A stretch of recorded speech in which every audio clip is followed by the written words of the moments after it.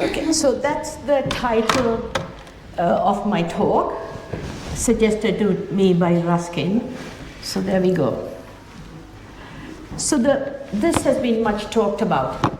Dark skies are still abundant in New Zealand, and what's very special about our dark skies is they are very accessible compared to most countries.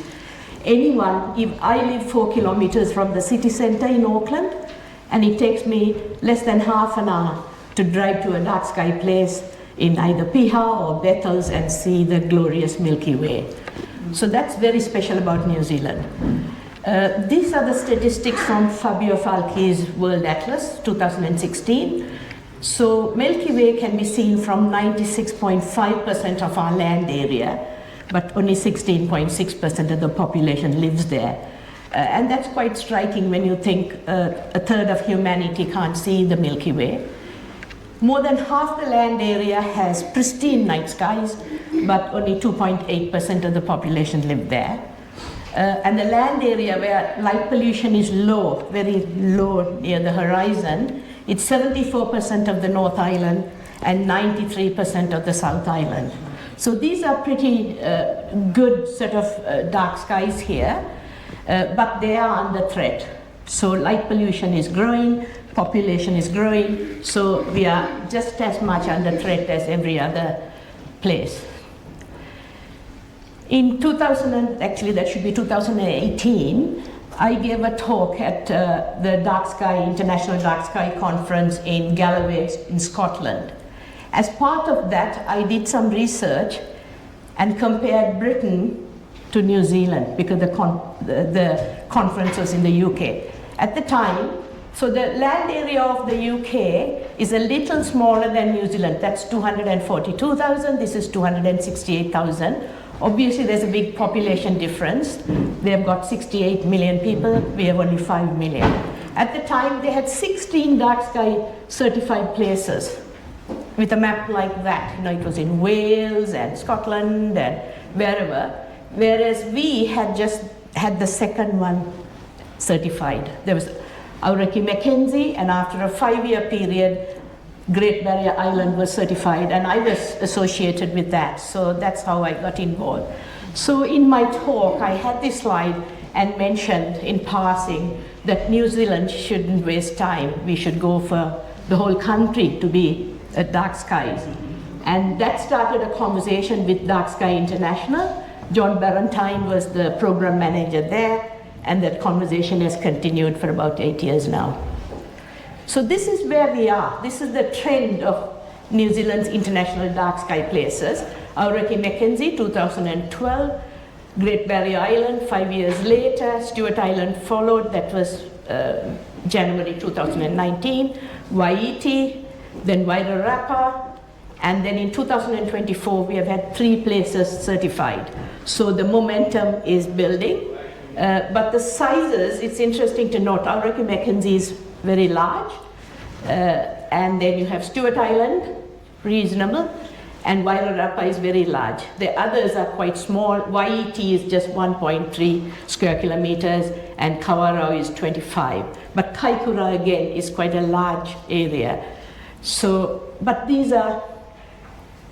what is happening is there is an active this is a grassroots community movement in New Zealand by volunteers.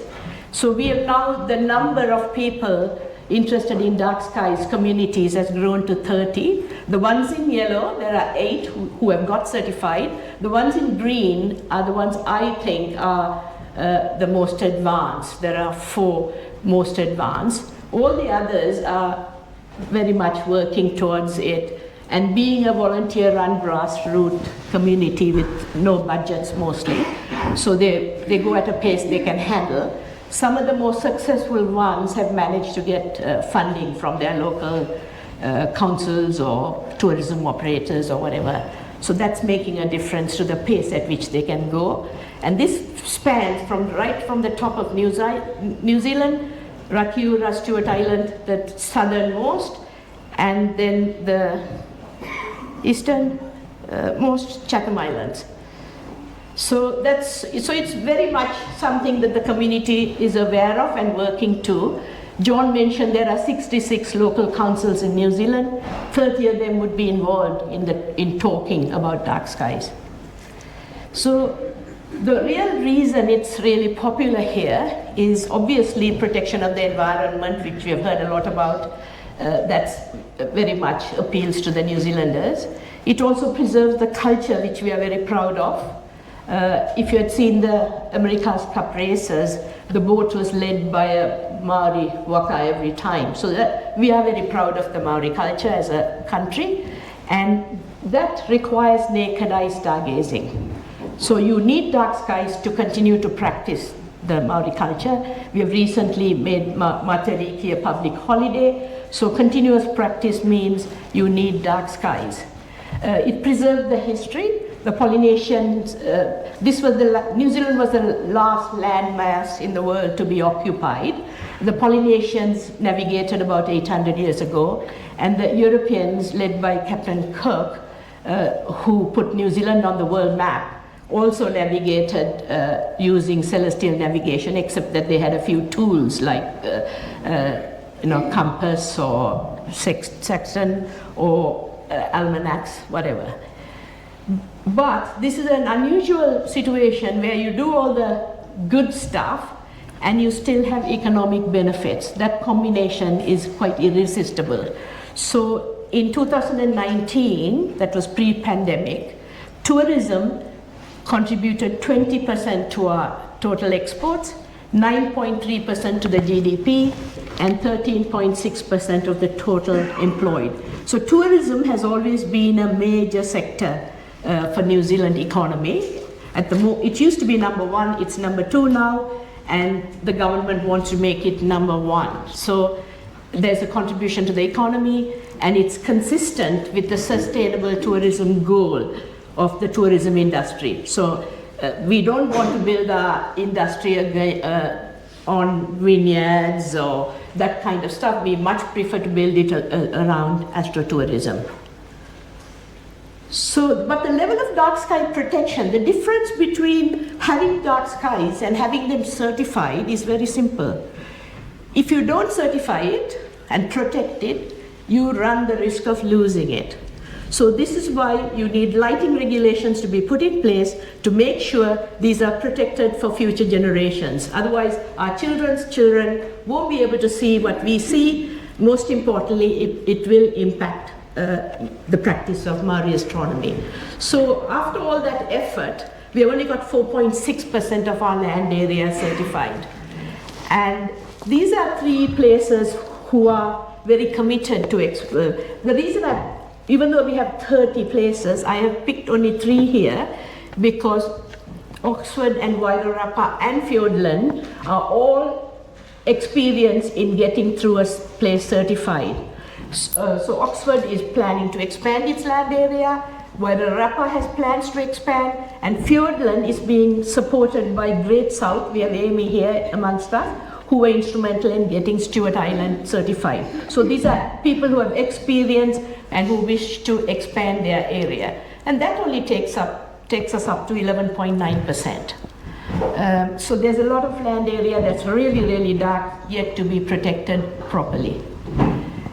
So the Dark Sky Nation concept, which we've been working on for about 8 years since I had this crazy idea, is finally attracting political support. It's something we have worked. So we have at the grassroots level, there are these 30 communities working with their local councils, but we had to work at a national level.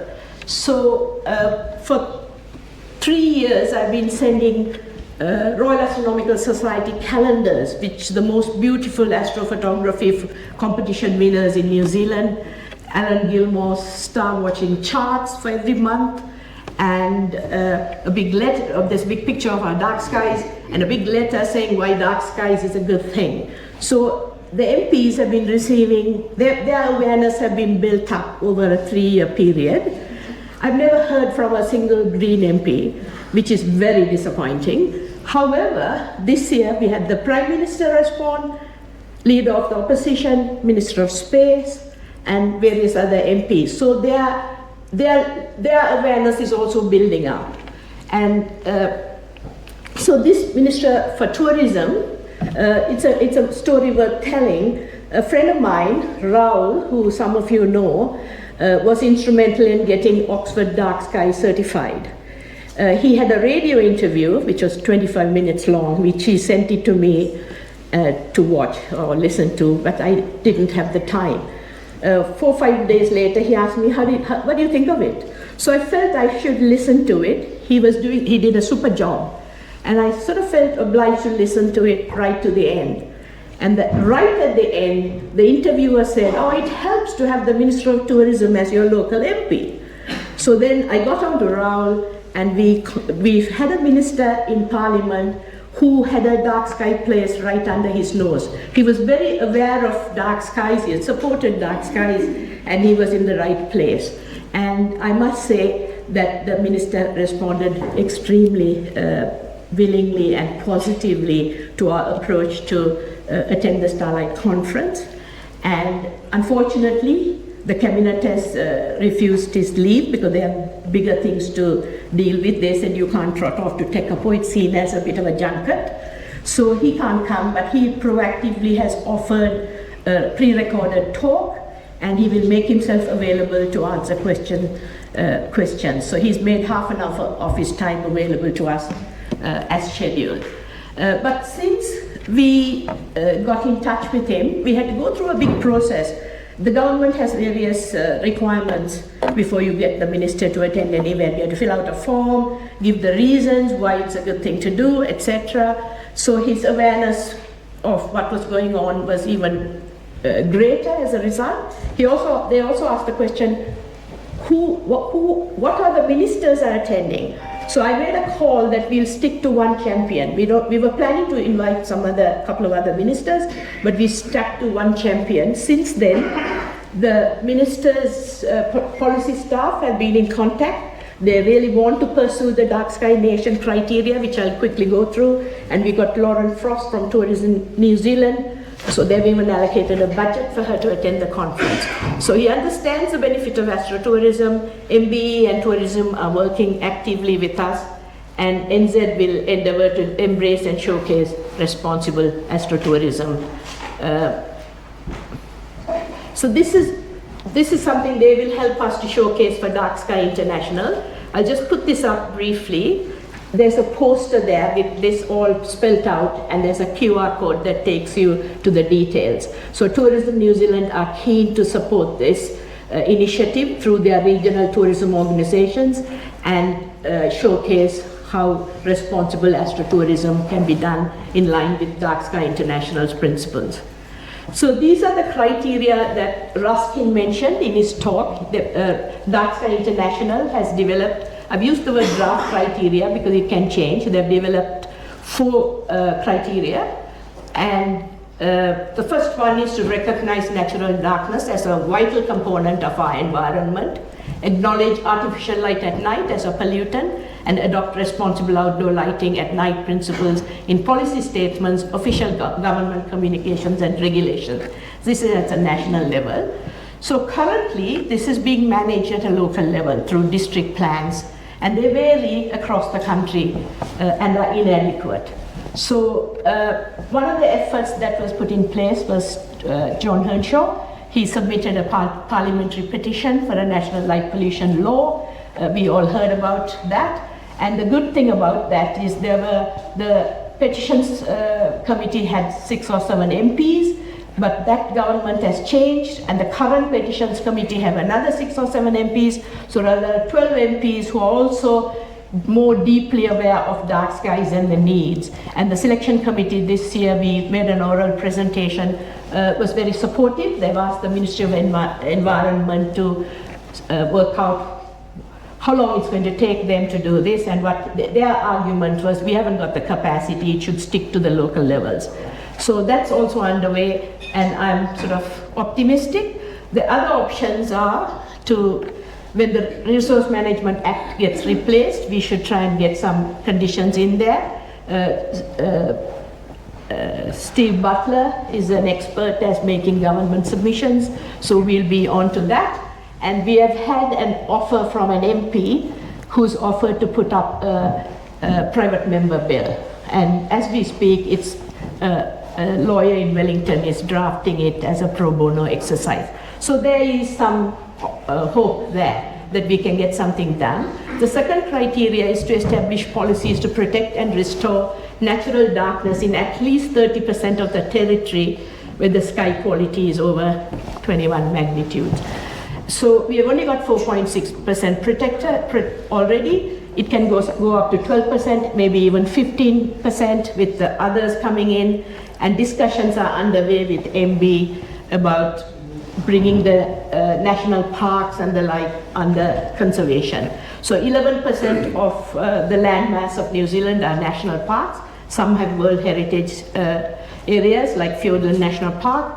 11% are conservation parks, and the Crown manages another 8%, but 5% is pastoral land, which they have given perpetual leases over. So these are all discussions we are having with policy staff supporting the Minister of Tourism at MB, and they are very proactive in wanting to discuss with us, which is very encouraging. So if we get some of those to supplement our 12%, we'll get over that 30% threshold.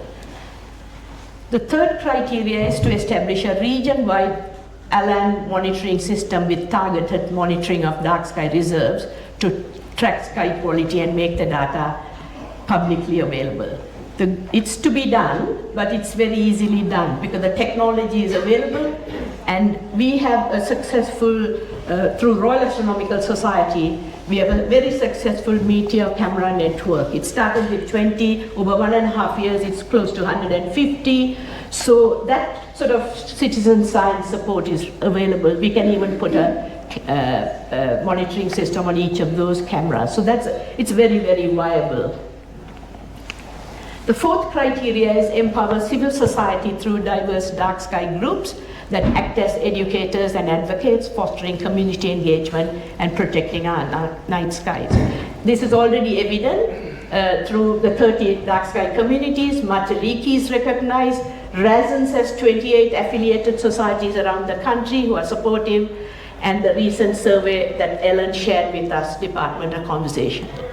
So this is a very rare, naturally occurring opportunity for New Zealand, which will allow equitable economic growth, because you can go to the regions, not just urban areas, sustainable and eco-friendly, plus conservation of our environment, culture and history. It's actually quite easy to achieve because light pollution is the easiest pollution to manage or eliminate. It's non-controversial. No one is opposed to this. It's just the efforts that need to be done, and New Zealand can be in a first mover position to achieve leadership in this area. So where to next? We need to work together as a multidisciplinary group. That is one of the biggest motivation in this conference, is to get together and share our knowledge and come together.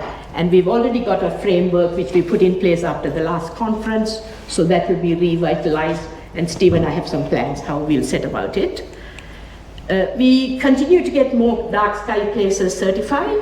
That is not mutually exclusive to becoming a dark sky nation, and we have local dark sky international support now available in New Zealand, and you will hear that talk tomorrow from Gareth Davies.